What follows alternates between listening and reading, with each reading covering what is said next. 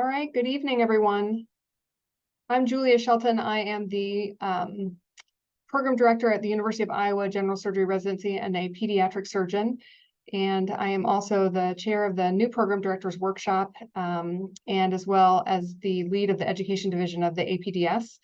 And due to an overwhelming interest in this topic, we really felt compelled to put together a webinar, and I'm so grateful to everyone's input. And I want to quickly introduce everyone who's going to be participating in our webinar this evening. First, I'm going to introduce my co-host, Janavi Srinivasan, who is the program director at Emory, and is also one of the co-chairs of the new program directors workshop, and Jasmeet Paul, the program director at the University of New Mexico, who is also joining us in working on the new program directors workshop. Yaron Hu, who is going to talk to us about the why and the data for holistic reviews. Dr. Lila Morris-Wiseman, who's going to talk to us about institutional culture. Dr. Beth Hockman, who is going to help us develop our own rubric for our own institution. And then Amanda Royan and Dr. Melissa Times from Metro Health in Ohio are going to talk to us about logistics and how to get this all together. We are going to save our questions for the end. We are hoping for a really robust discussion, but we're going to try and get through all of these presentations so we have maybe a lot of our questions answered during those presentations. And then at the end, we'll have a moderated discussion. Feel free to comment and ask questions in the chat. Janavi and Jasmeet are going to be moderating and looking out for those questions. And then we will get to questions at the end.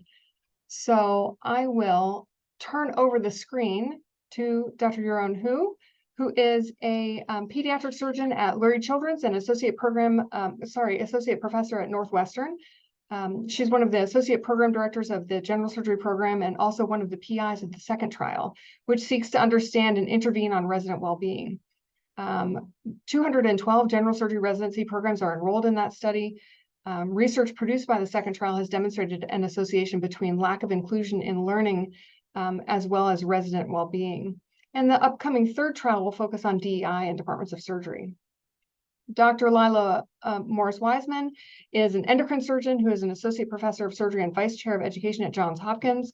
She was the lead author for the 2021 APDS Diversity and Inclusion Toolkit project and completed a Certificate of Applied Surgical Education Leadership, CASEL, with a project entitled Values Directed General Surgery Resident Applicant Review, which is obviously very pertinent for us here today.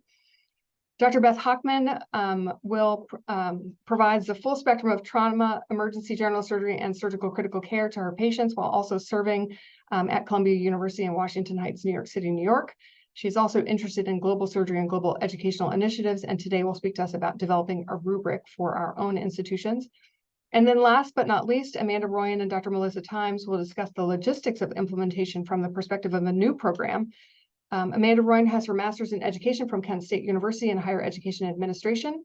She believes strongly that healthcare is a right and doctors in education provide a public good that make huge impacts in our communities. I could not agree more.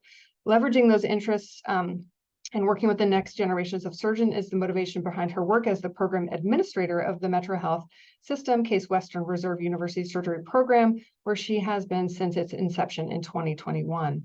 And she's joined by Dr. Melissa Times, who is the program director at Metro Health and is also a colon and rectal surgeon. So on that note, I will turn it over to Dr. Hu and we'll get started. Hi. All right. Can you see the correct view? You're not looking at like looks fine. Okay. Just making sure you're not looking at the notes and all that stuff. Okay. All right. So the why, I would say that these two slides are the most important of this whole talk. So the reason we are doing this is to improve care. There are a ton of data, including a whole 2004 Institute of Medicine report and a 2018 white paper from the American Surgical that summarize nicely all the data that supports how diversification of the physician workforce will improve care and reduce disparities in care. we know that diversification improves the access to care for underserved patients, and concordance between patients and their providers in terms of race and ethnicity or gender improves their satisfaction, use of participatory decision-making, use of services, adherence to treatment recommendations, and mortality and morbidity. And for those of us who are cynical and who may think that mistrust of patients for the healthcare providers is what's driving this difference, these morbidity and mortality differences have been demonstrated even in neonates who are unable to communicate.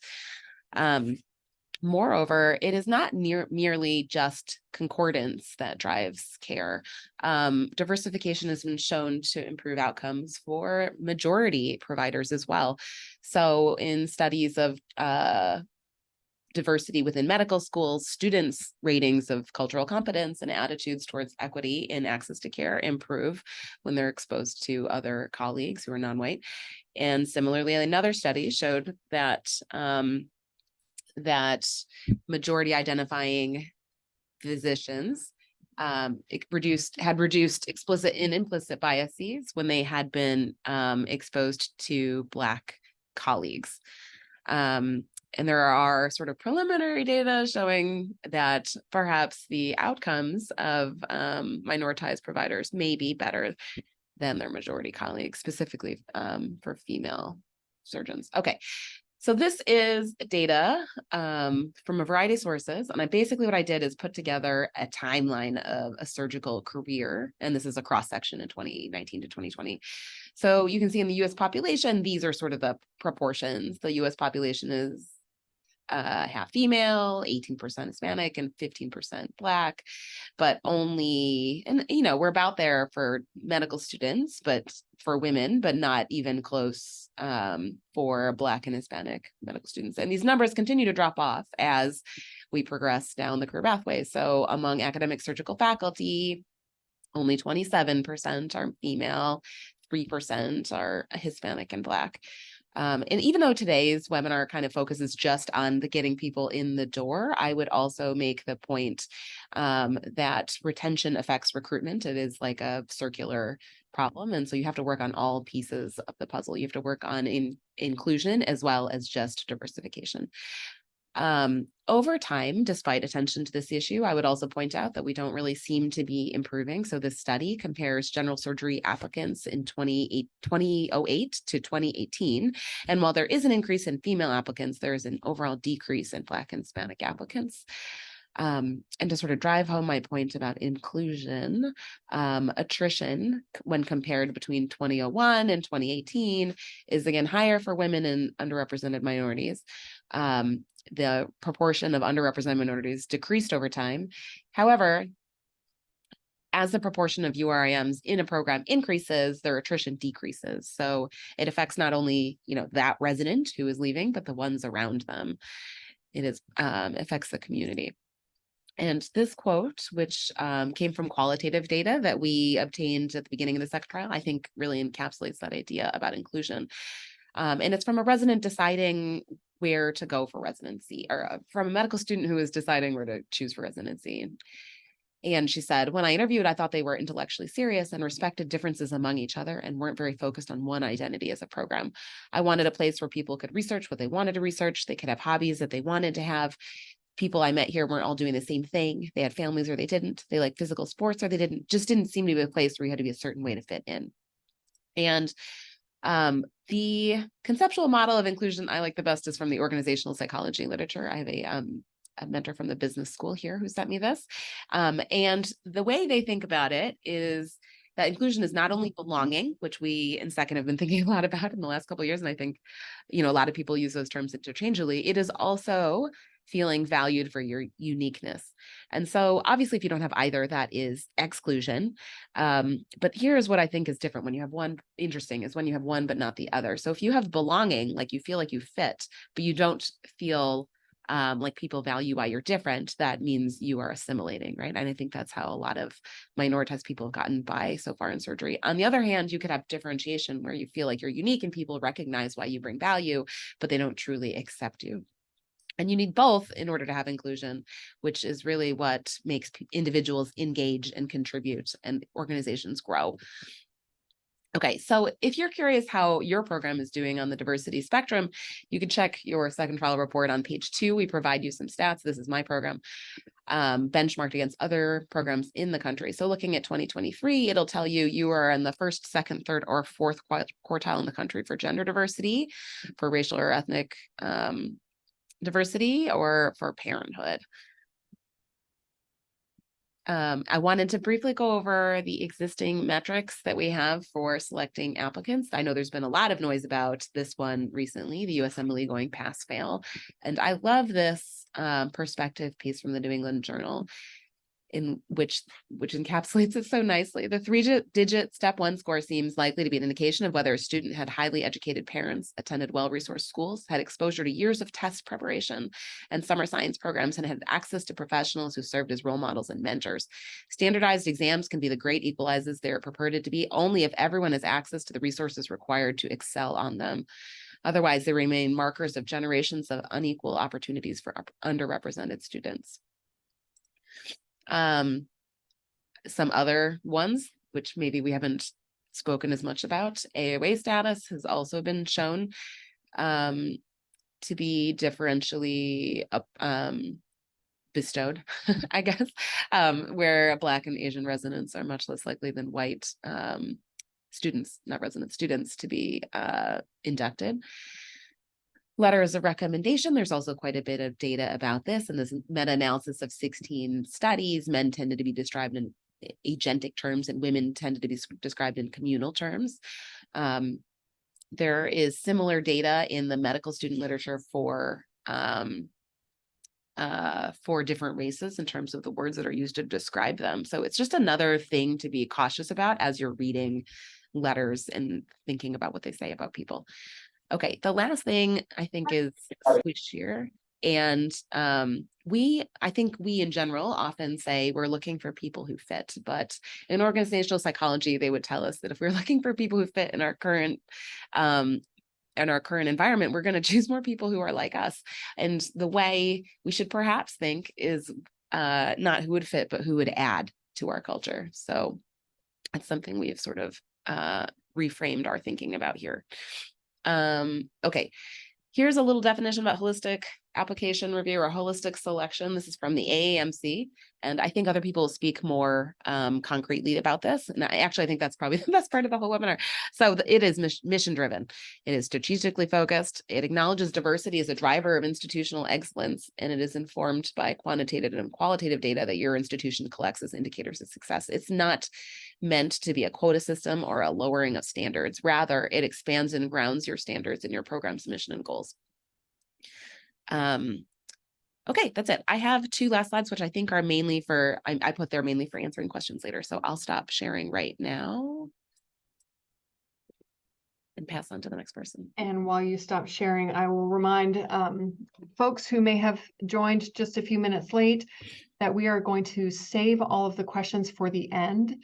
I will turn over the presentation now to Dr. Lila Morris-Wiseman, but remind folks that if you don't want to forget your question, go ahead and type it into the chat because we are moderating that and we'll remember to ask your question to the appropriate presenter at the end. Great. Well, thanks so much. I really am excited to be here, and thanks to Dr. Hu for arguing the case for holistic review.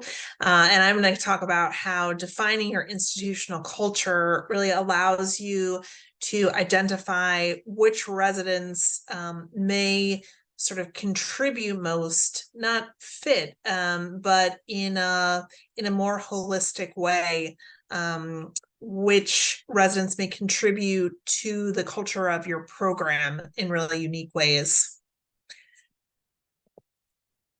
So I think of residency recruitment kind of like this hidden objects game.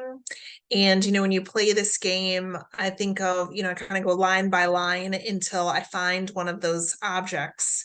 And really defining your institutional culture means defining what qualities you're looking for. I'm going to talk about a process we went through when I was at the University of Arizona to define institutional culture, but I'll try to provide some examples that are more universal.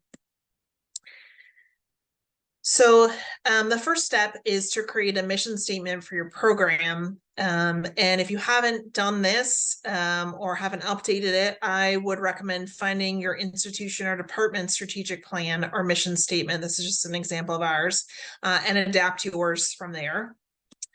So here's a sample mission statement. We train academic surgeons to excel in future positions of leadership in academic surgery. And then here's another one. We're a community-based program that trains clinically excellent surgeons to realize their individual professional goals by offering diverse opportunities in clinical practice settings, rural, urban, and international. So both are very clear and specific. And if the recruitment system worked correctly, there would really almost be two completely different groups of applicants applying to each program. And those applicants may be very diverse in all sorts of ways, but they are goal-oriented in a specific way. So it doesn't work like that, as we know. When thinking about which applicants will excel the most in your program, I think considering your areas of excellence or your program's attributes are really helpful. So highlighting these unique attributes are important both for residents to see kind of what they want to be doing, and for you to recruit residents who really have the highest likelihood of succeeding in your program because they want to do those things. For instance, what are your practice settings? Do you have a rural surgery rotation that may be an essential experience for a resident raised in a rural community who wants to return there to practice? At Arizona, our residents rotated on a hospital on a reservation in the Navajo Nation.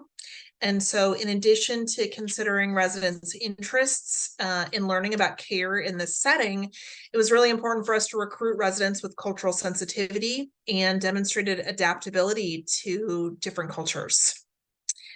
You may have unique programs that could provide really ideal training experiences for residents. So at Johns Hopkins, for instance, we have a lot of multidisciplinary research and collaboration across university programs, which is really beneficial for residents, for instance, who have experience in biomedical engineering and want to pursue that. Programs that offer an MBA during professional development time or have a residence as educators program may be, ideal for residents with those interests.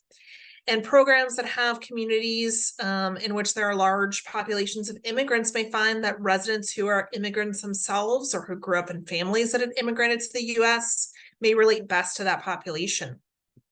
In Southern Arizona, because a quarter of the patients were Spanish speaking, it was really important for us to recruit residents who were Spanish speaking, regardless of their heritage.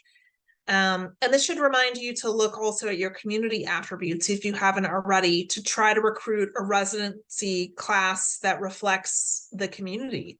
So I live in Baltimore, which has 63% of the population is Black. And several of our Black residents have really wanted to match at our program to care for patients who look like them. So that is also really important to know. Finally, identifying areas where your institution or program excels may help determine who will perform best. Things like quality, novel care delivery, global surgery, research funding, or innovation. Even specialty programs may help. Do you interview a great candidate with a stated interest in cardiac surgery if your program doesn't have a cardiac surgery rotation? So I want to pause and have you think about what unique aspects of your program are. And I don't have an actual poll for this, so we're just going to think about your specific program and think about, kind of what unique aspects are there. At Arizona, we organized a faculty, resident, and staff, this was hybrid at the time, education workshop. And our goal was to figure out really how to do holistic review. We started by trying to develop a mission statement and construct a framework for the applicant evaluation process. And I would say, looking back, it was very helpful to have as much of this in person as possible for what I'm about to describe. So for us, the first step was to agree on a mission statement. And we had come up with this mission statement that had been fleshed out during a residency education retreat several years back, that we are an academic institution that trains clinically excellent surgeons from all backgrounds to realize their individual professional goals by offering diverse opportunities, including clinical practice in academic, community, rural, and international settings, research, and fellowship. When we talked about whether this truly was our mission, our department leadership agreed that we want to be able to train everyone, no matter what they want to do. And interestingly, an excerpt from the department vision from our website had a similar theme, sort of embracing individualized achievement.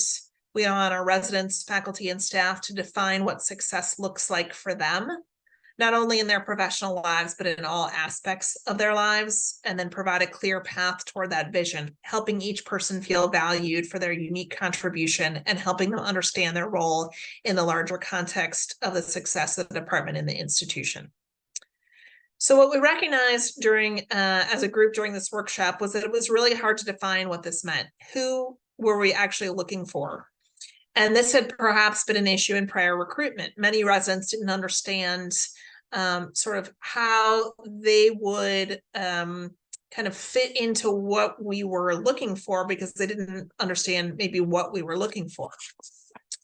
So that's something that is the key to holistic review. You want to select residents who are going to really thrive in your program, and you want them to identify with the program and rank it highly. So we previously identified and evaluated applications, as everyone else did, based on traditional metrics, which, you know, you just heard really doesn't tell us anything about the potential of the applicant to be successful. And for our new approach, we reviewed, among other resources, the AAMC's criteria for holistic review, and then the Gardner manuscript, Great Expectations, that looks at future critical competencies required for surgeons. So with this, we added experiences, attributes, and critical future competencies as elements that we really felt like we needed to address in residency applications. And then the next step was to figure out which were most important for us. So this workshop was held for 2 hours one afternoon. We invited stakeholders, and for faculty, we invited everyone, but sent specific invitations to all the program site directors, other education leaders like the clerkship director, and faculty who represented specific diverse groups. And we also invited all the residents, but particularly really focused on residents with specific diverse interests or backgrounds, or those who were really education leaders. And then we also invited staff. And I think it's critical to ensure that your program staff are involved and understand what holistic review means, take part in this process, and understand why you're doing it. So we placed, so we have these 20 sort of large sheets of experiences, attributes, competencies, and metrics on the wall.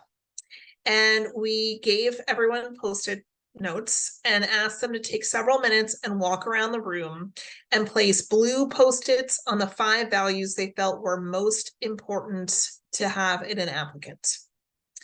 And then we asked for them to take the pink, or we ran out of pink, so yellow or orange Post-its, and label the 5 attributes they thought were most feasible to obtain from an application review. So this is what we came up with. We focused first on what was most important and most feasible, and then second on what was important, but perhaps not feasible. So this slide is really the key. And this will likely be different in every program that took on this exercise. So the process is reproducible, but the result is obviously going to be different. Next, we took the values that were important and feasible and discussed how we would identify them in an application. And so the next talk goes into great detail about this. So I'm just going to give you an example of how we did this and leave the rubric for our next presenters. So for instance, in our discussion, teamwork would be reflected by someone who'd played on a sports team, held jobs requiring teamwork, who had dedicated participation in associations or clubs, worked as a scribe or on interprofessional care teams, participated in medical missions, or had done military service. So these were all things that were associated. I'll note that for the things that were important, but not easily obtainable in an application, those are things that we really tried to address during the interview process, either with very specific questions or look for it in other ways. So we learned several things from this process. And first, holistic review doesn't just happen. It has to be intentional and thoughtful. But I would argue the product is better for your program. And then our faculty were really blown away by the difference between what they thought was most important for applicants and how that differed from the traditional metrics we use to evaluate applicants. It was a huge light bulb moment for many. And then the faculty who participated were really engaged. They were interested in being involved in the selection process. One even asked, when the next workshop was going to be. And then finally, I think another lesson was learning from others, certainly in this APDS network, and from others in your institution who may be doing similar things. I happened to meet with one of our deans and learned that a similar project had been done a year prior at our institution, where multiple residency programs reviewed application blinded to step 1 scores when they were still scored, and developed a functional holistic review process. So that person was an excellent resource, and I would encourage you to reach out and find out what other people are doing in your institution. So thanks so much for the opportunity to present, and I will stop sharing.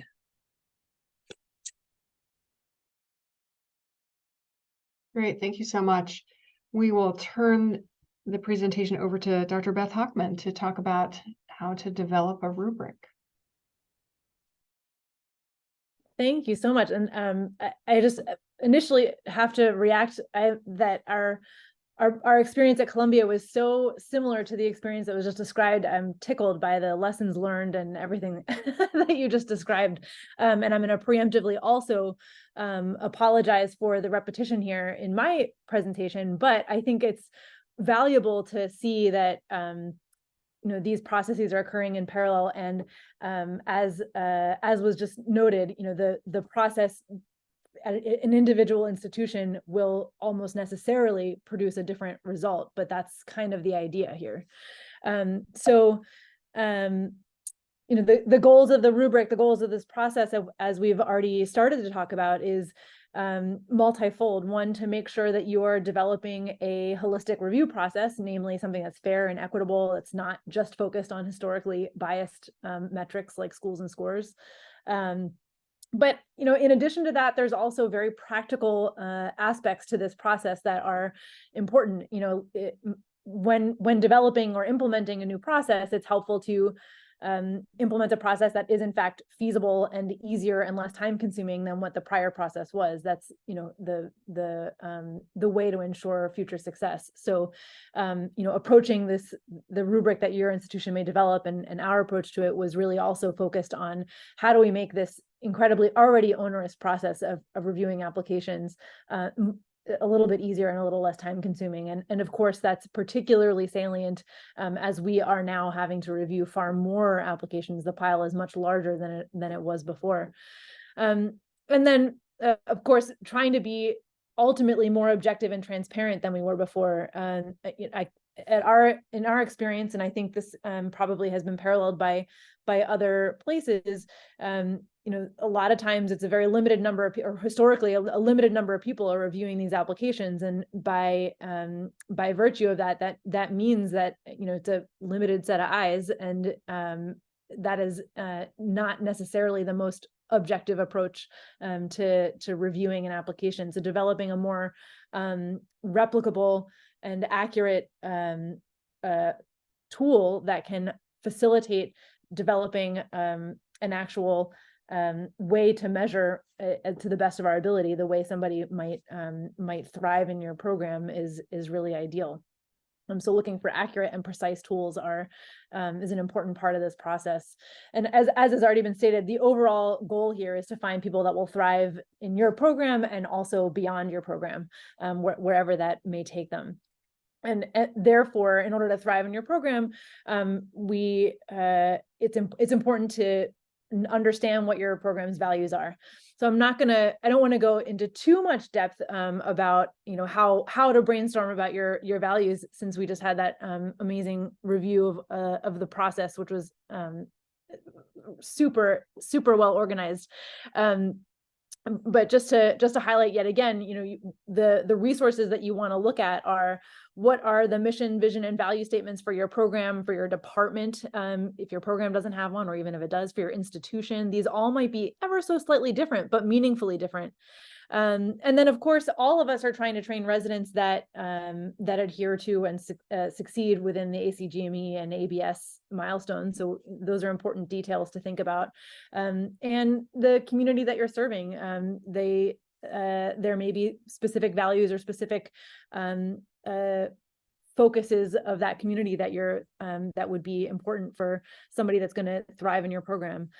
So, really encourage you. And what we did in our program was, similar to the University of Arizona, we had a group of people spend a few hours brainstorming what we thought was the most important aspect of the most important things for our program. What are the most successful residents and graduates and faculty? And to highlight again, actually one of the original in our first presentation, this isn't just about med students and residents. It's also about retention, longitudinally. So it's important to identify not only what you think is going to make your residents successful, or what are the values of the residents, the most successful residents in your program, but also what are the values of the most successful faculty, or what you deem to be the most successful faculty in your program, and how does that translate? Because these are things longitudinally that we're going to be looking for. And so really trying to identify what behaviors go along with that is the greatest challenge. It's the most difficult part of this process. So, I put this slide in here because usually when we talk about mission, vision, and values, people automatically gloss over. But hopefully that gloss has decreased a little bit already. And so launching into how we did it at Columbia, in our first iteration, after having a very similar brainstorm session with faculty and residents about who we are and what our various mission, vision, and values are, we then organized all of this information into categories and tried to lump them into a mixture of categories that accommodated all these different the different missions, basically, that we are responsible to. So not only ACGME, but also our institution, our program, our department, and then what values we felt specifically really highlighted the people that were most successful in our program. We aimed in our rubric to have 5 categories, and to be perfectly honest, that was largely arbitrary. It just felt like 6, which is the number of milestones that exist, just felt a little bit too much if you're reviewing, and 3 felt like a little bit too little. So 4 or 5 was where we wanted to land. And so that was the very non-scientific way that we landed on, we're going to have 5 categories, also when we were dividing out or looking at how all these things sort of played out. And then once we developed or organized those items that I just mentioned, the values of our different the different organizations or entities to which we belong, we then sort of lump that into what's the name of this category. And we also felt for us that each of these categories, and it also I want to highlight that thus far, I think these categories are quite similar to the ones that were presented in the prior prior result. But we felt like these were all equally weighted. This is something I think is also really important. That intention that was just mentioned earlier is really important in defining your rubric. It is totally reasonable for some places to feel that one or more of these categories, or whatever categories they determine, is weightier than another. For us, we felt like these were all of equal weight. But that's by no means something that all must adhere to. And so then again, the great behemoth, the challenge that lies ahead is defining, okay, well, great. So we've defined that. Everybody's very excited. This looks nice. But now what does that mean when I actually look at a pile of applications? What am I looking for in this application that I'm reviewing, especially when I'm looking at, hundreds of them potentially, depending on how many people are involved in your process. And so what we found was that, as you start to go through the applications, just initially, looking back at these main categories with kind of this broad concept, as you start to look at applications, each individual person is going to develop for themselves kind of what internally they find resonates with them as representative of these categories. And the beauty of trying to represent or capture diversity is when you have a number of different reviewers, and they each represent different aspects or different, they represent the not only who you are, but who you want to be as a group. Then those different people are going to bring different perspectives to applications and have their own internal way of reviewing applications. So each person realistically is going to have a slightly different reaction to what they find meaningful for each of these categories. But nevertheless, you'll what I have found, and what I know others in our department found, is that as they went through a few, they sort of noticed their own patterns and then became internally consistent with themselves. For me, what that meant was I actually just translated these categories into, okay, I'm going to read this application and I'm going to ask myself, can you, applicant, can you teach others? Can you be taught? Can you lead? What can I, these were the ways that I looked at applications. Can you problem solve? Are you reliable? I really thought about it in this very broad way, and looked for ways that their application could show me, yes, I can be taught, for example. And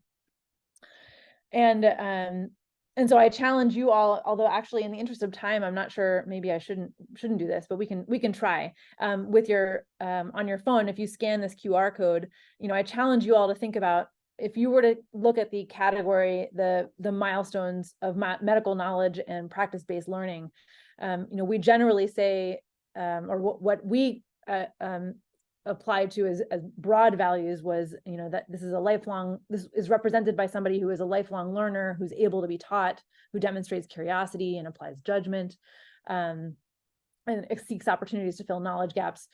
I'm curious what that would mean to you if you were looking at application. Is there anything in particular that you might look for in that application that represent as a behavior or as an activity, or something in a personal statement that might come across as revealing of these values?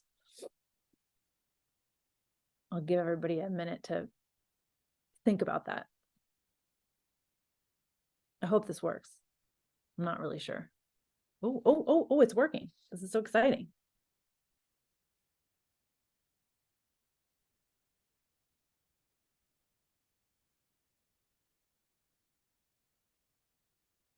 So on my screen, everything is kind of off to the side a little bit. I'm trying to figure out how to make this smaller. Maybe I can make this, if I do this, does that? Oh, no. Ooh. Beth, I think if you stop sharing and then go back to choose what you want to share, you might be able to share the results easiest that way. Oh, okay, cool. Let me try that.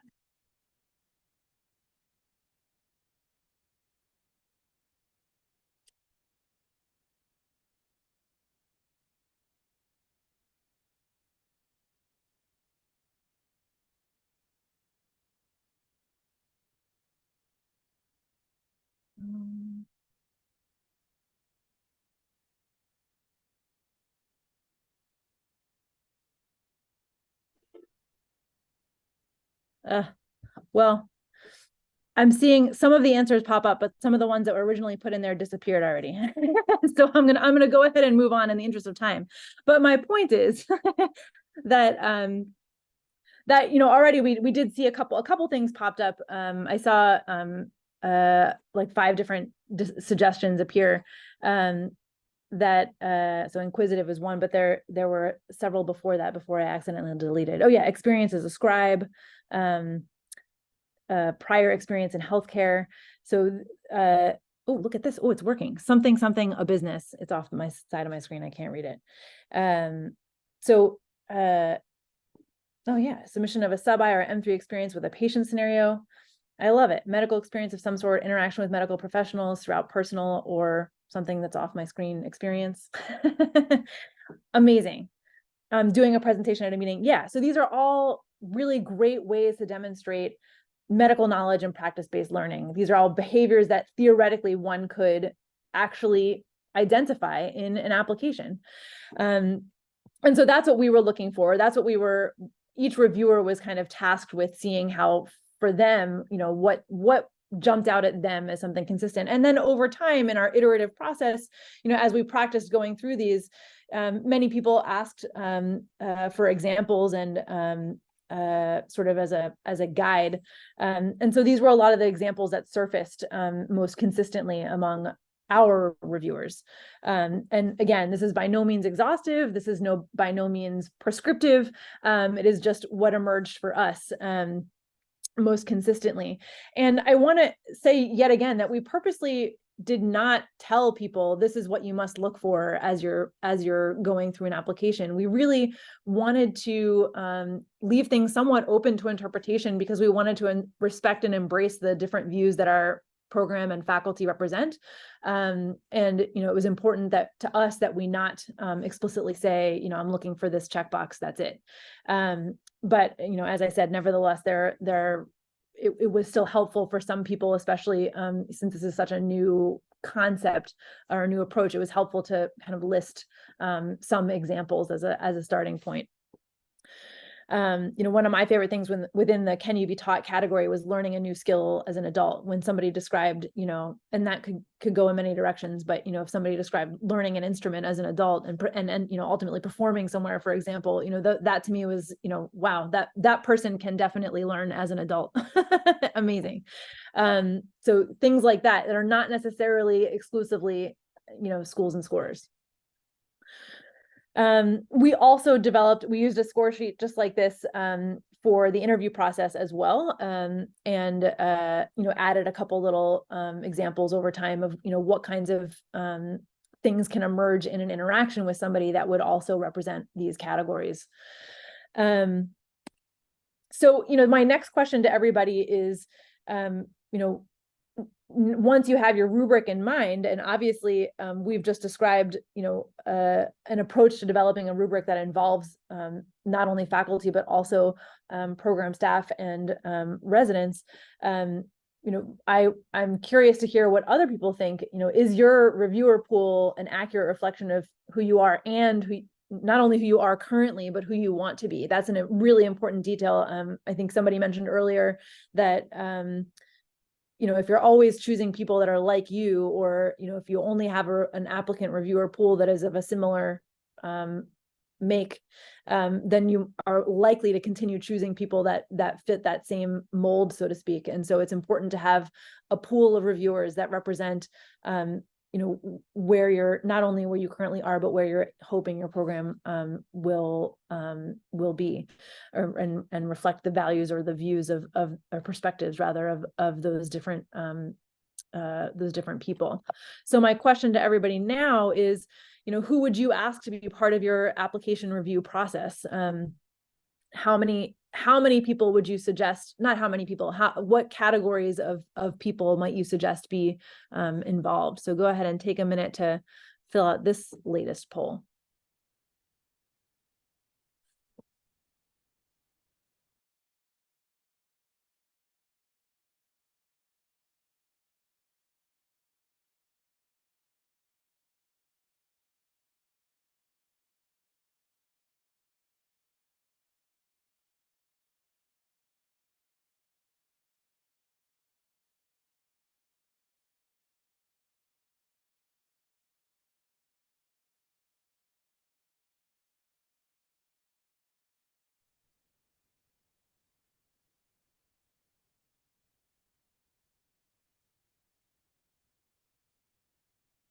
All right, and look at that.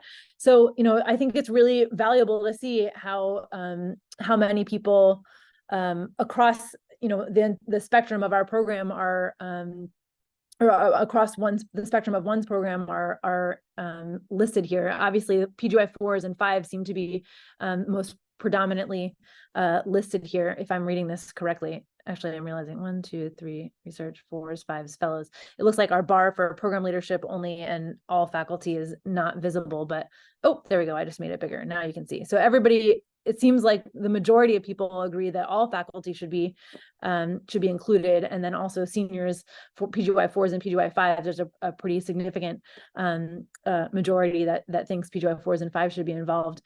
We felt very similarly in our program. We wanted, all faculty were invited to participate. We felt very strongly that all faculty, in fact, we required all faculty that are part of our program evaluation committee and CCC, we expected them to participate. We invited all PGY 4s and 5s, and we expected our administrative chiefs to be involved.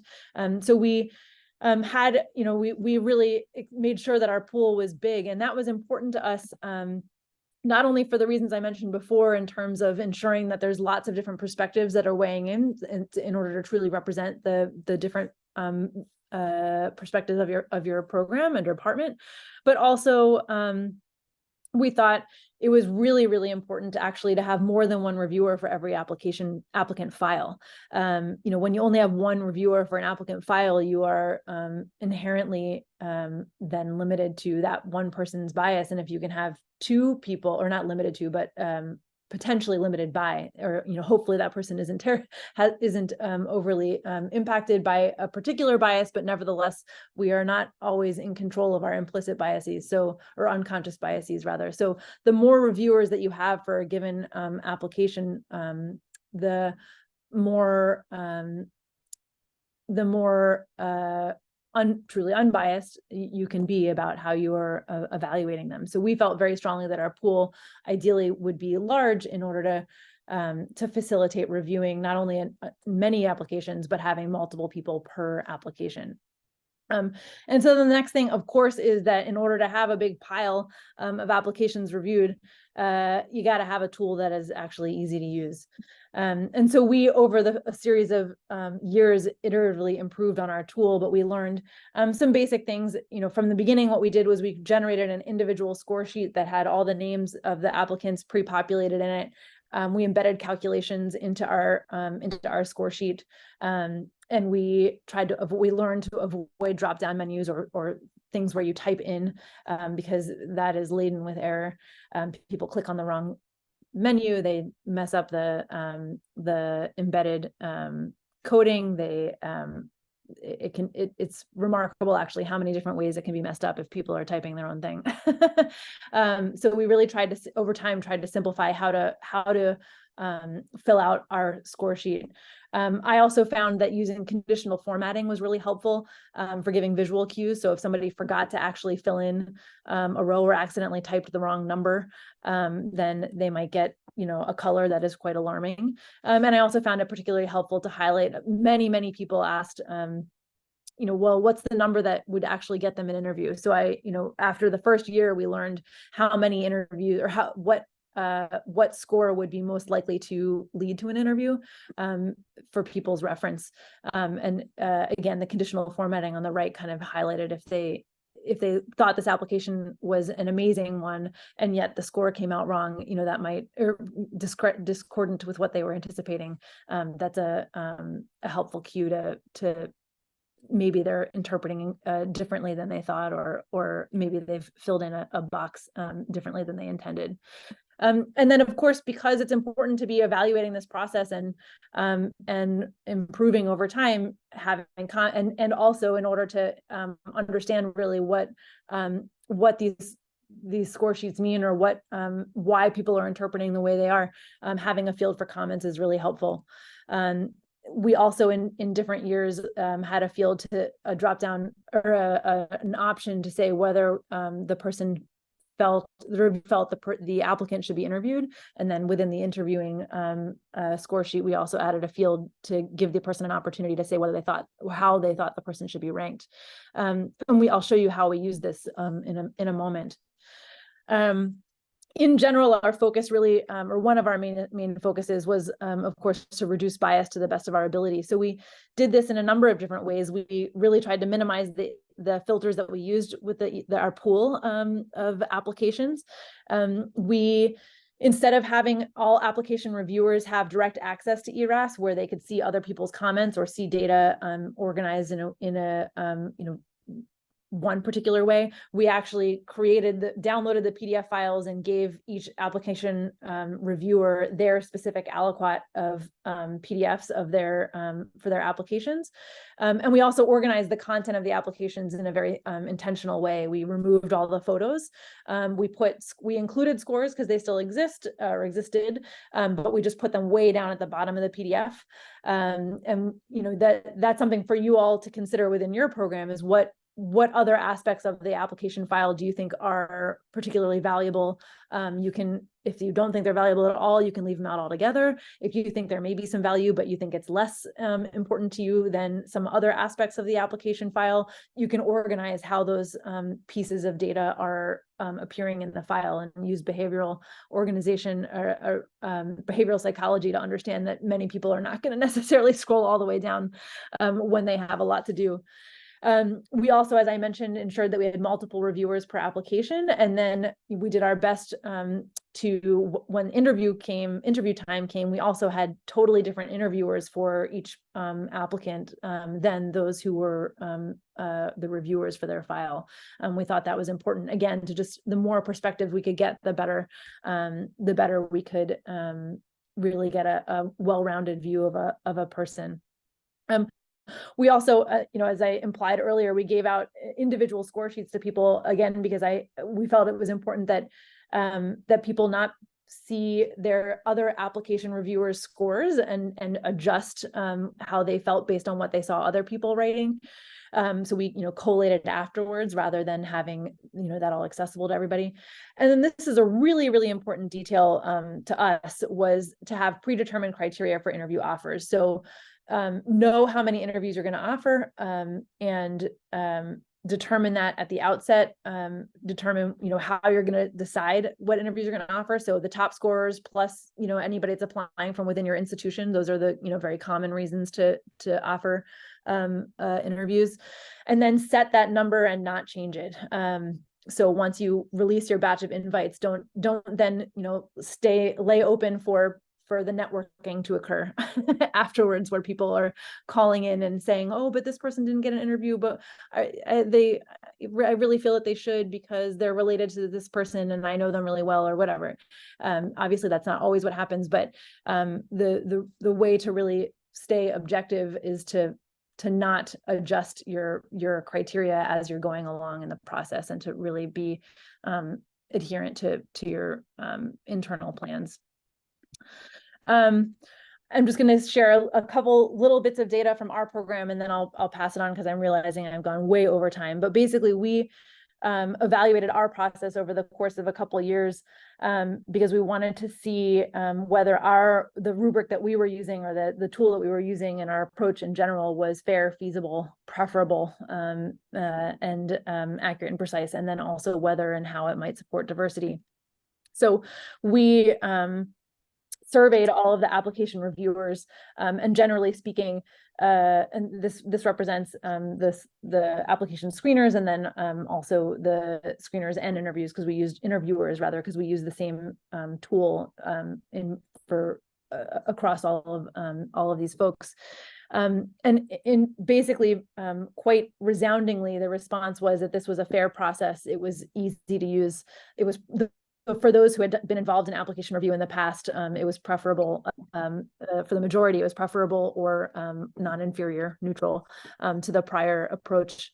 People felt that it supported a complete evaluation of their applicants, and they felt that it measured what was important to them. And I do want to highlight, this is not perfect. There are some people who've said no, that they didn't feel that this met their needs, and there were also a number of neutrals, especially in the preferable to prior process and the accuracy category. But I would encourage people to think of this, and I think of this as opportunities to iterate on the process more and not to abandon it, which I think sometimes there's this knee-jerk reaction to say, oh, well, if it's not working, we just should stop. But to me, this was very promising, that it's an opportunity just to keep going and iterating. We also wanted to test that the way we were developing a scoring system was actually consistent with how people subjectively, what objective scores were spat out were consistent with how they subjectively felt people should be interviewed. And this box plot, a box and whisker plot, kind of is consistent with that the overall range of scores that people were giving, and then for those applicants in whom people chose to say we should definitely interview or we should not interview, the scoring was definitely tiered in an appropriate way. So it suggests that our rubric at least was somewhat precise. And then for those, we had many people who, again, were saying, why aren't we just going back to, can we just filter by scores? I don't get it. Why can't we just use scores? And so I felt that this was actually a really helpful graph for those people who didn't really understand the purpose here, not recognizing also that they wouldn't have scores soon anyway. But, looking at the noise here of how the USMLE scores really do not actually correlate directly with how our applicants were ranked by reviewers is, I thought, a very powerful tool for people to see. And another thing that many of our reviewers felt anxiety about initially was whether or not they were scoring properly or doing this right, or they were convinced that they must be scoring way differently than their counterparts on a given application. But we demonstrated that this is pretty precise in that people did score pretty close to each other. Whether or not that means that our whole group is exactly the same and just does the same thing is a different story. But nevertheless, it suggested that our approach was replicable and precise.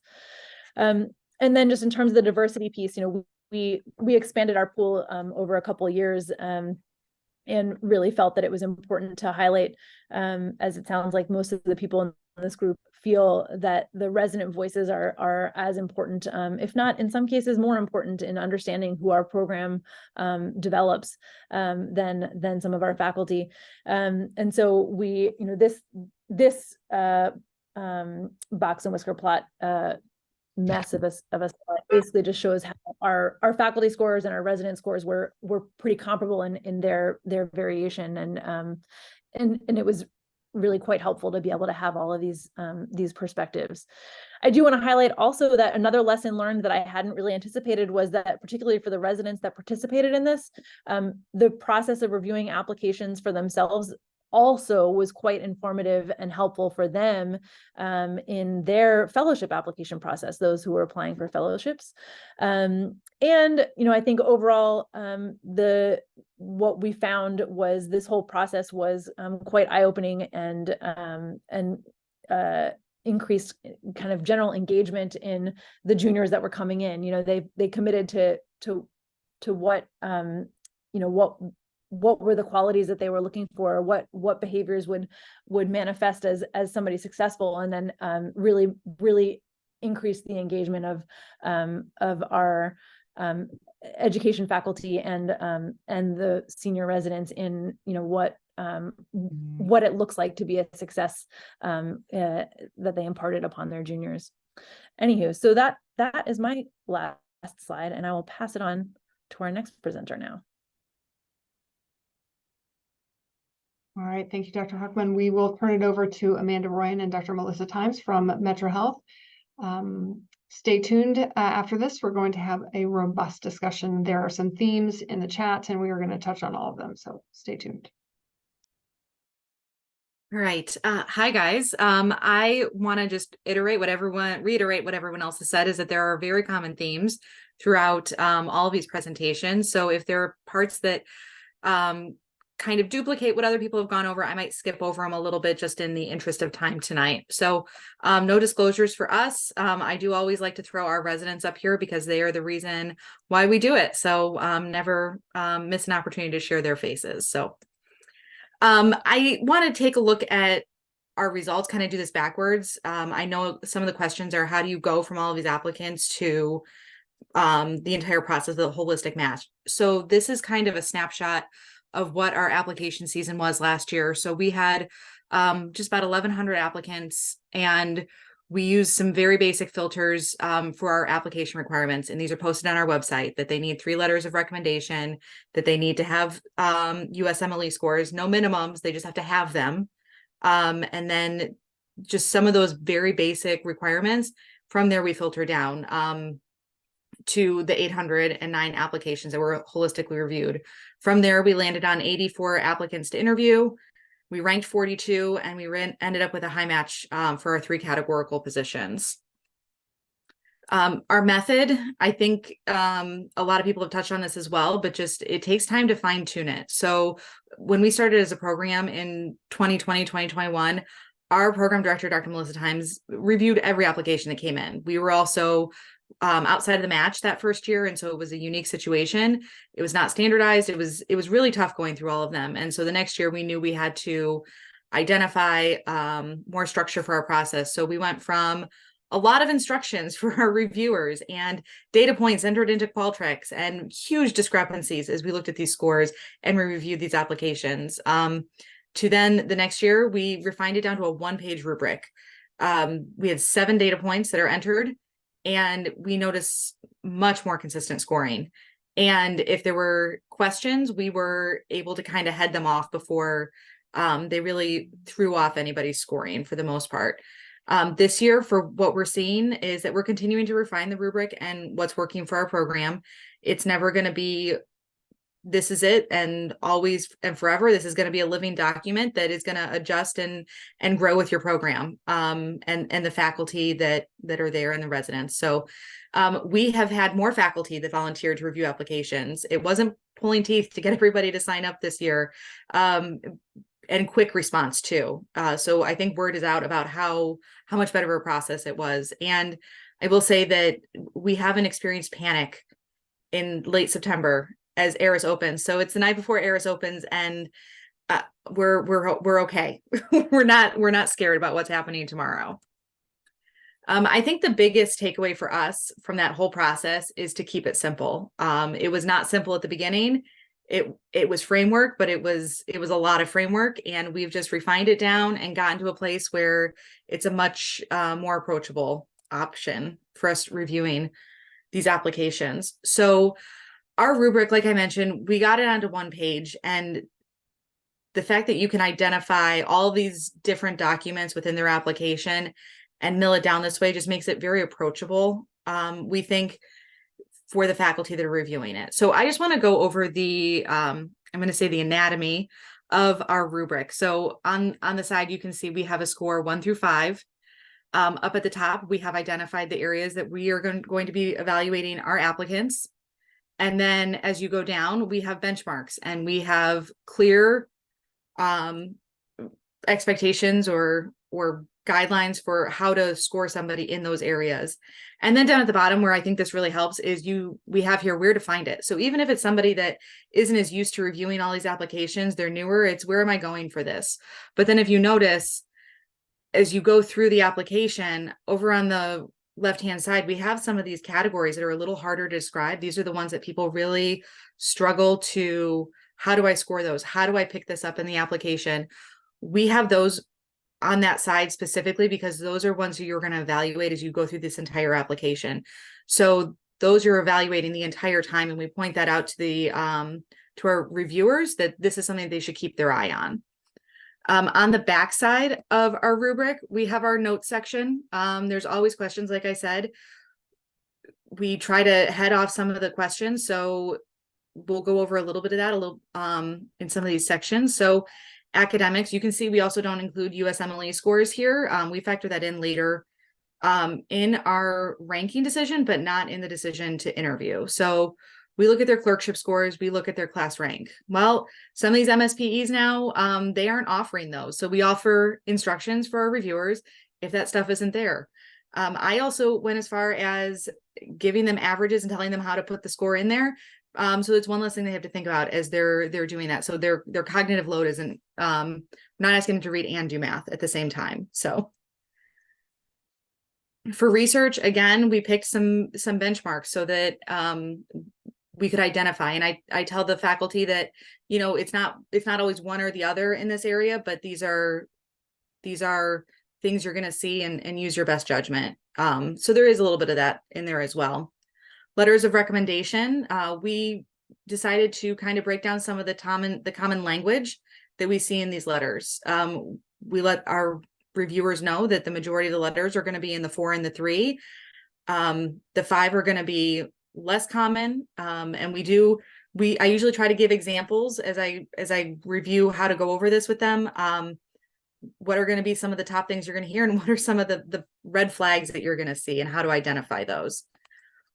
Again, no math. We're going to let them use this chart to average, and that's right on the reverse of their score sheet. So their personal statement, again, there's so many qualities that have been discussed earlier that show up in the personal statement. And so I feel like this has been always very hard to identify. So we narrowed down this description. I feel like was a page in and of itself before, and how we told people to review the personal statement. So we've just refined that language over and over and over again to get it to this clear and concise space. And the other areas where we review people, our applicants, we look at the intangibles, the distance traveled, and the mission alignment. And I want to go into those, the definitions and how we describe those a little bit more.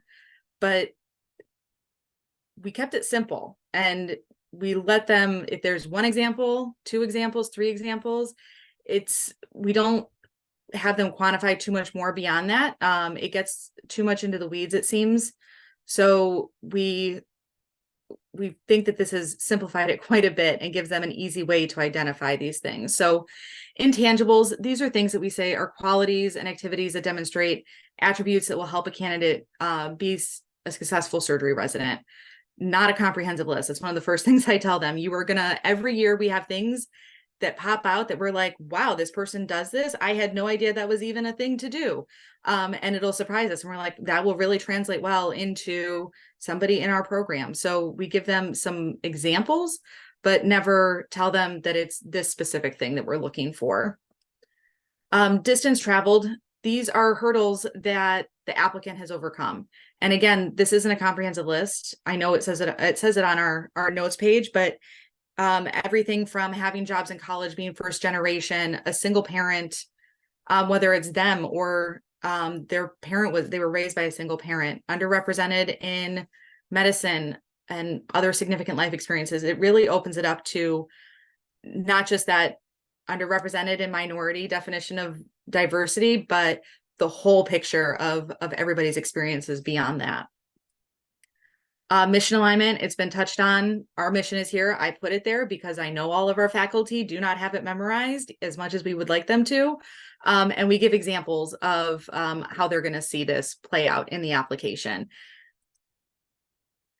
So with that being said, I just want to figure out where everybody on the call is with their resources. I know programs vary widely with what they have access to. So right now, without adjusting your budget, what sort of resources do you have available to yourself in your program? You can pick multiple just to give us an idea of what everyone has.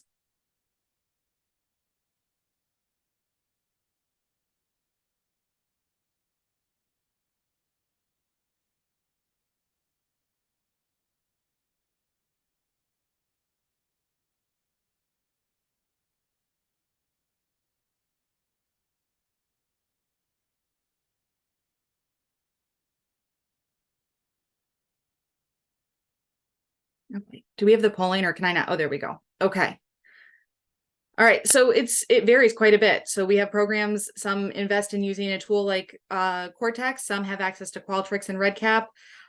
most people have access to Microsoft Excel, and most people have access to $10 for office supplies. You'll see how that one plays in just a second. So regardless of what your resources are, every platform that you're using is going to have a limitation or a feature you don't love. And whether you love it or not, one of your reviewers isn't going to like it. You're never going to make everybody happy. There's always going to be something. So find one that has the least, I would suggest. And I would highly recommend that you find something that you and your faculty are already comfortable with.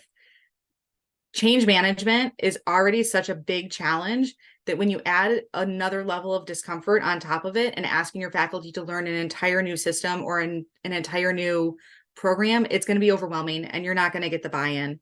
And on the other end, if you are trying to figure out how your scores are reporting out and how you're getting to your top scores and everything like that, and it's not comfortable for you to use, it's not going to be an effective tool either. I will say that Qualtrics, I had a very baseline knowledge the first year, and it took a lot more time to do everything. And it really would have been easier to use a different product, I think, but that was what was at our disposal. When you're asking your faculty to review these applications, consider what their tech setup is. Do they have multiple screens at their desk? Are they doing this on the go? Do they always have their phone in their hand?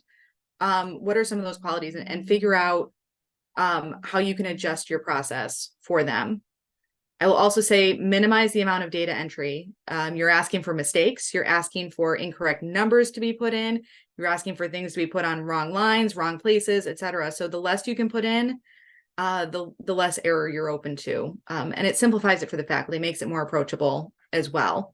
When I can say to my faculty, I'm asking you to put in 7 numbers, that's it. It's a lot more approachable for them.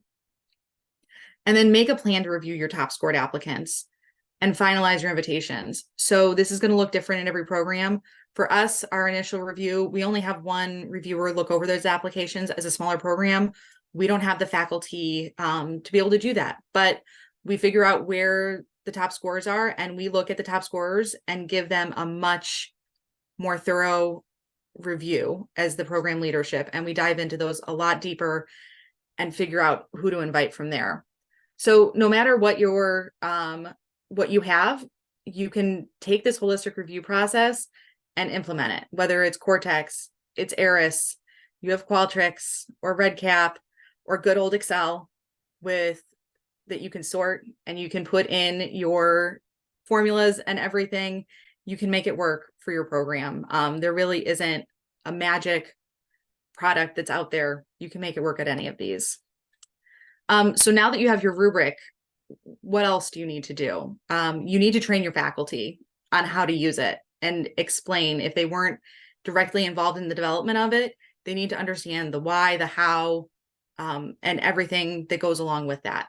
This can be done in an individual or group setting, especially if you're trying to tilt the needle on the why for the program. The group might be helpful when I'm trying to make sure they understand how to use the specific tool and that their logins work for something. The individual is very helpful.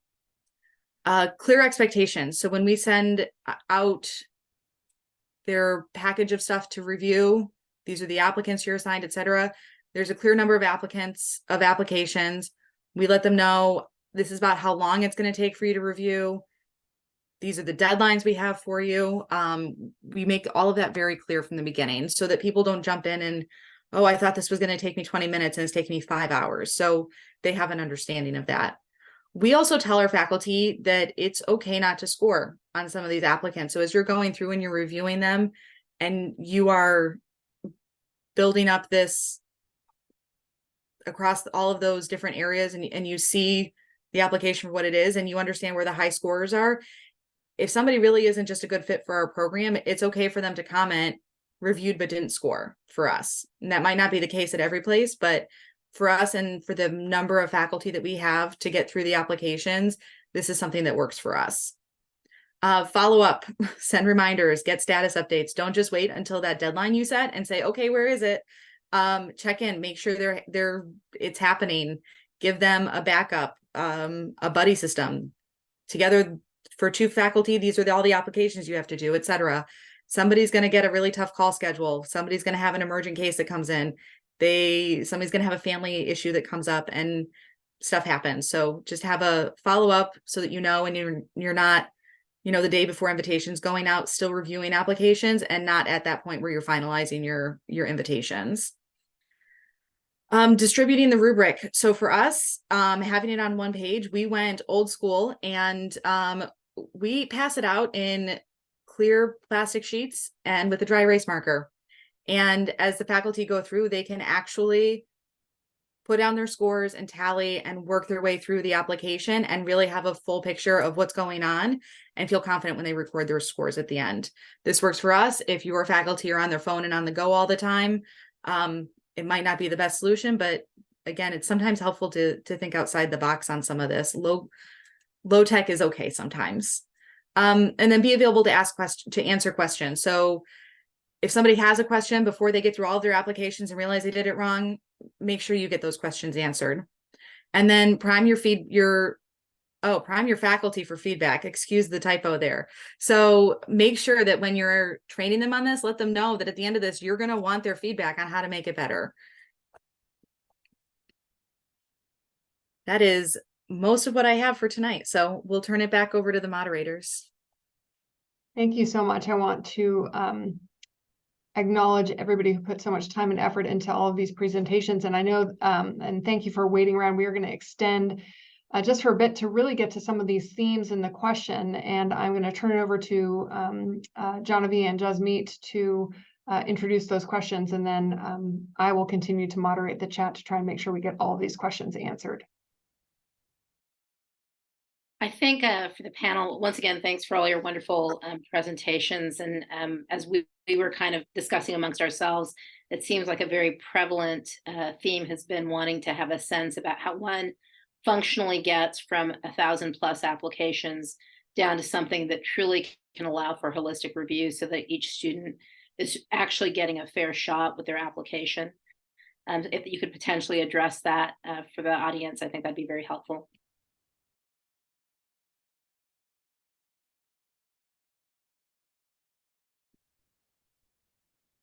Maybe we can start with Beth.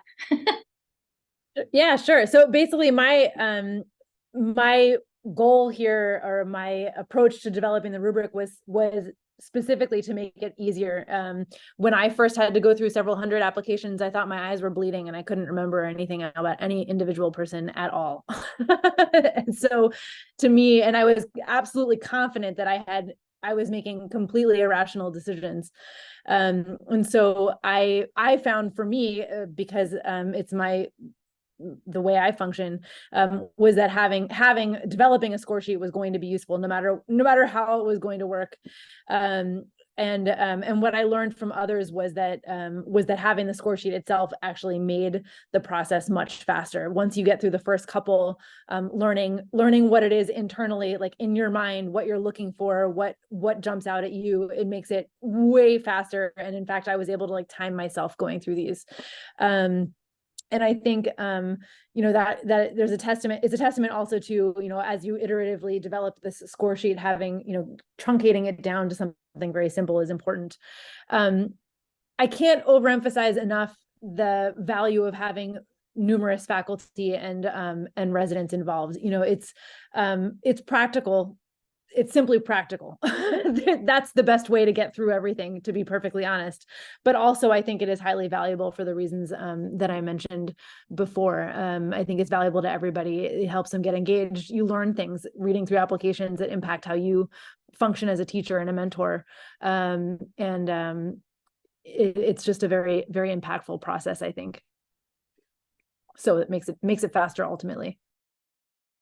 We do the same. And the only thing I would add is that we have our coordinators pull out pieces of the application that we don't actually need a surgeon to do. And so for grades, that's a sort of easy one. We have them go through and put those in a spreadsheet, and it comes out of what the surgeons have to review.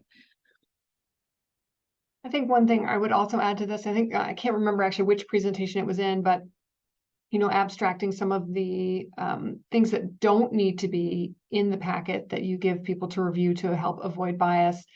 One of the things that we also need to be cognizant of is that we don't have to, there shouldn't be a double whammy. So if you're using this process for deciding who to invite to your program, or who to offer, who to offer an interview to, you don't have to ask the same questions when you get them on the Zoom. You only have 20 minutes. So we develop questions that we particularly want to, elicit those characteristics out of our applicants, but you don't have to ask them again about their grades. You don't have to ask them again about, things that are in that rubric. You've already asked them.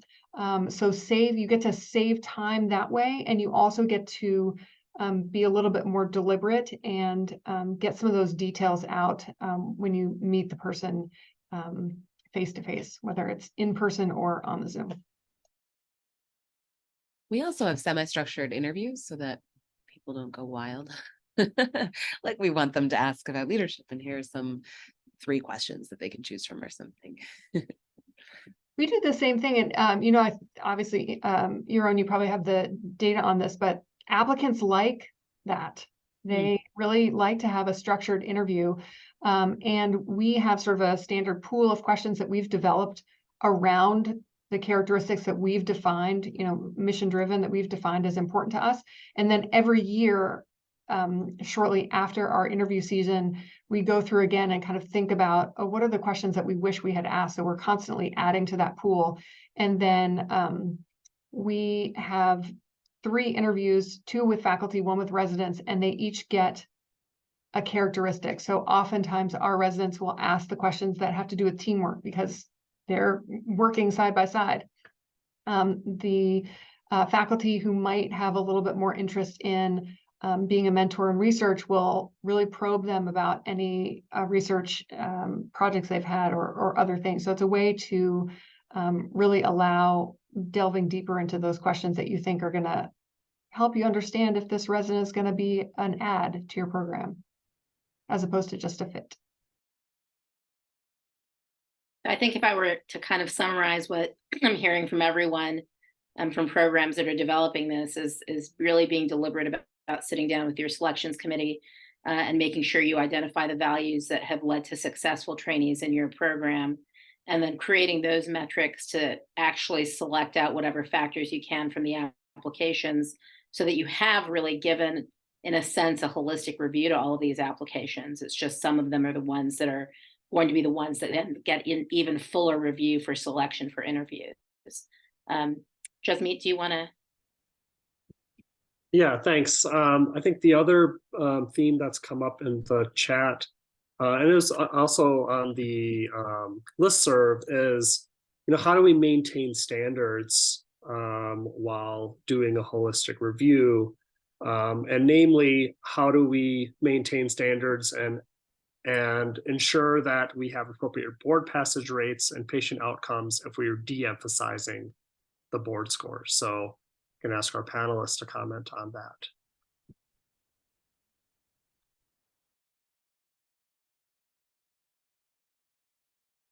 I would say that. So go ahead. Sorry.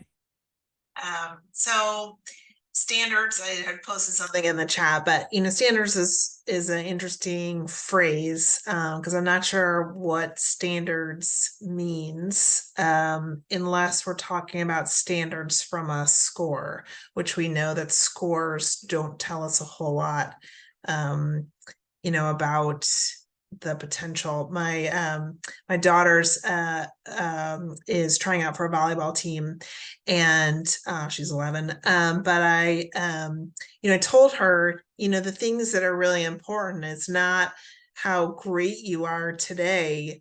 It is your capacity to learn and to grow and to listen and to be a good team player and to be someone people want to work with. And I think those are really what we're looking for. And the idea that someone should be in a certain place today versus has the capacity to grow and be amazing is, I think, what we're missing. I know it's hard. We don't have auditions or tryouts where we can watch someone perform. But I think we have to get away from the concept of this, that there's some standard that we're not meeting by doing holistic review. Yeah, and what I was going to add to that is you know, I would also say that when we look back at some of our most successful residents and some of our least successful residents, or those who actually left the program altogether, if you were to look simply at their scores, it is quite revealing that they are not informative. So it just tells us that we, you know, as we keep making this process better and better, you know, there may be yet more metrics out there that we haven't really discovered yet, but we didn't have it right before. So, you know, there's room for improvement.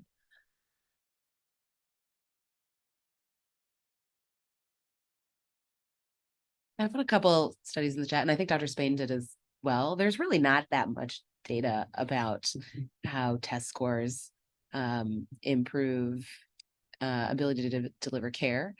But there are tons of data about teamwork, communication, leadership, and all these other things we're measuring, and the ability to deliver better care. I also wrote that I think that test taking is a modifiable skill. So we've had some residents come in with real test taking issues and really worked with them to coach them up. And some of them have been our highest scores on the boards, actually. I think philosophically, I feel like we're educators and it's our job to fill in the gaps. And that is a relatively minor one. Yeah, I think the assumption that the only qualification to do this job is the ability to answer a multiple choice test is false. And there's a lot of other skills and attributes that we just haven't had the ability to parse out into what makes a good surgeon and a good human being, which I think is what our objective is for all of our trainees. And I do think a theme that's come up is, you know, how do you define what your metrics are? So I'd made the comment that we've long used other surrogates than just scores and kind of listed a number of different things. But I think there are a number of different things. I think one of the problems even with test taking is it's not necessarily the great equalizer, right? People have differential opportunities based off of what they were exposed to during their entire educational time. So the key perhaps is not just in the specifics, but the multitude of different things that you look at when you're looking at what's going to make for a good surgical trainee. The et cetera in my comments are meant to be yada, yada, yada for additional things that you consider values that are important for your program. Dr. Spain, I see that your hand is up.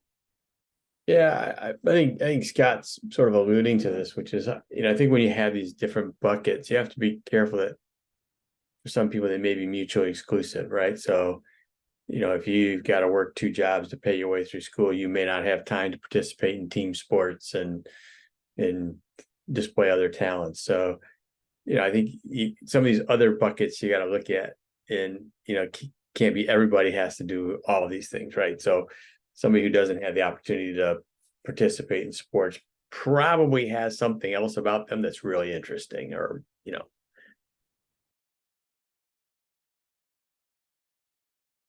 Yeah, I couldn't agree more. And I think, so sorry, I jumped in. I couldn't agree more. And I think that's also what was super valuable for our reviewers in learning what things jumped out as they went through applications. There are so many atypical ways to, or quote, atypical ways to represent these different attributes, so to speak. And I think the more we learn and the more we are intentional about thinking about this, the more we can really be truly holistic and acknowledge all the things that people do. I'm going to have Amanda answer her question because I know she's got her hand up, but as maybe the last thing that we address, I do want to talk about how panelists utilize filters.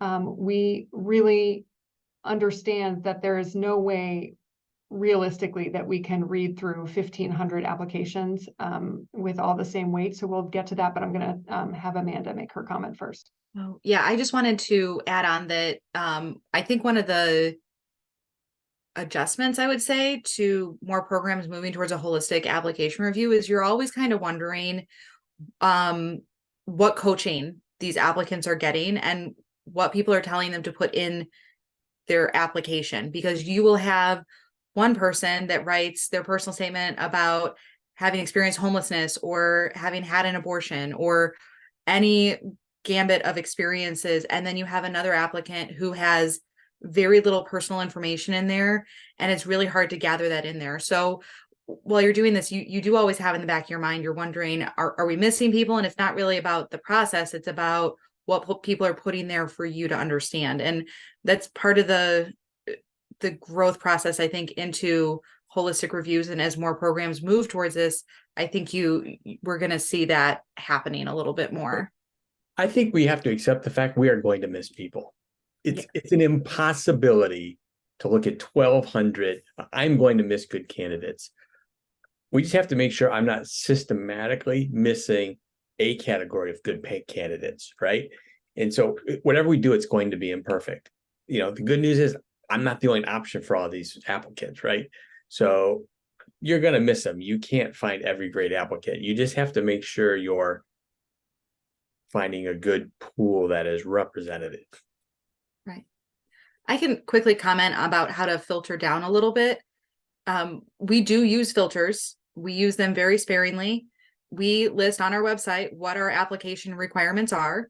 And from there, that's how we filter down. If you don't meet the minimum requirements that we have put out there for everybody to see, and they're not extreme by any means. We don't require a surgeon to have written every letter of recommendation, even because there are people at schools that don't have access to those experiences necessarily to get those letters. So we look at those, and then that's where we filter down from there, is really just based on our application requirements that are there for everybody to read. So if you didn't submit the materials, you're going to get filtered out.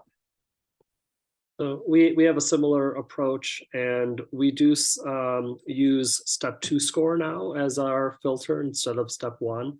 And it's about 20 points below what our average step 2 score is for our incoming interns.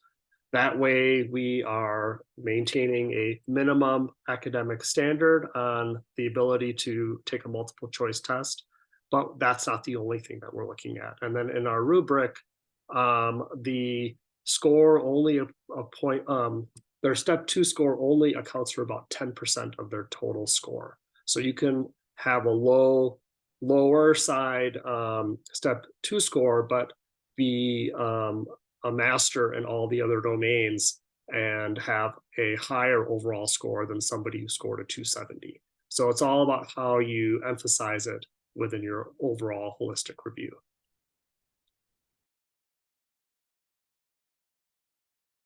You could actually even consider using that as a filter and then not using it in your holistic review. So everybody who makes it through is reviewed not based on their test scores, which is essentially what we do.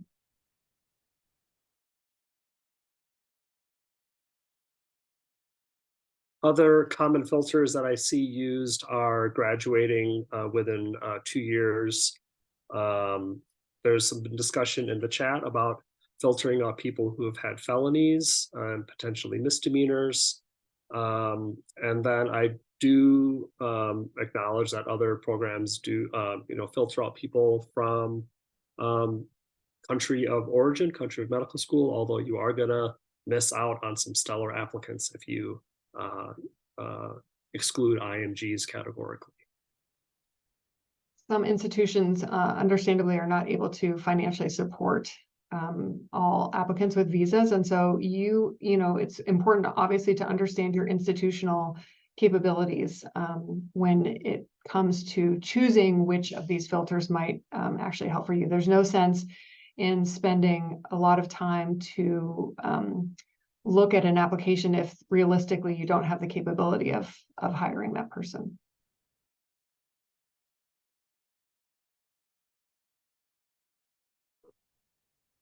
And then the other question that has come up a few times in the chat is some variation of how do we account for diversity in the face of the recent Supreme Court decision, and whether programs are explicitly using ethnicity or race as part of their rubric.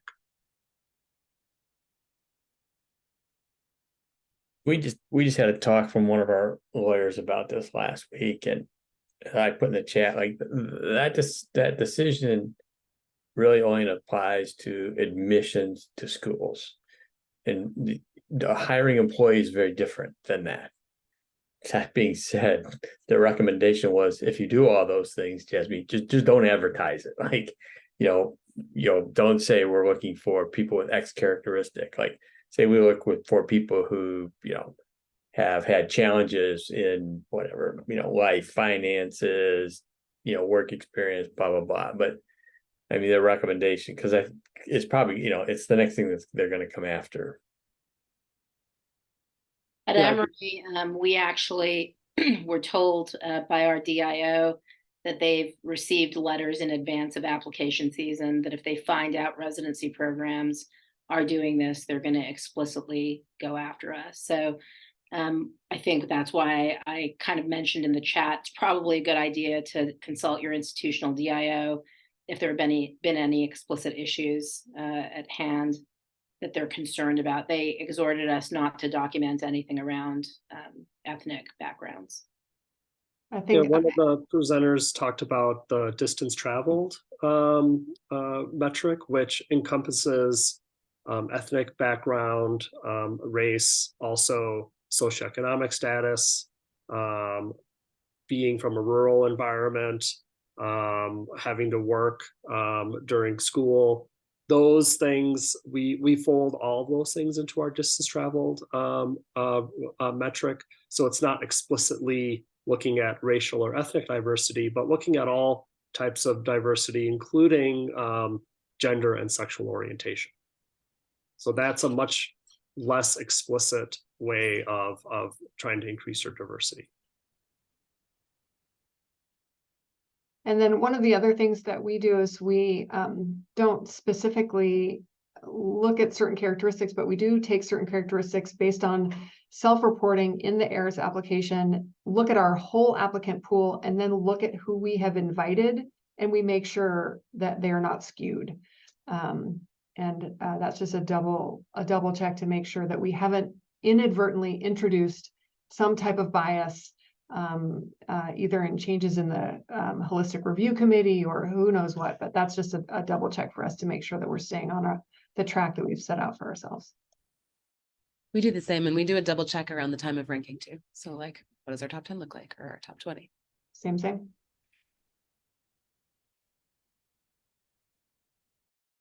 We also do the same. Thanks to everyone for sticking around. I know that we are well over time. This is clearly a really important topic, and one that I'm sure will be ongoing. We will talk to you all and provide, we haven't exactly decided on how we're going to do this, but those rubrics and those things that our presenters want to share with you all, so that you can share them with your faculty and develop them at your own institutions. We will find a way to get those to you. Again, thank you for your attention, your time, your motivation, and your education for our residents. Thanks to everyone, and have a great night.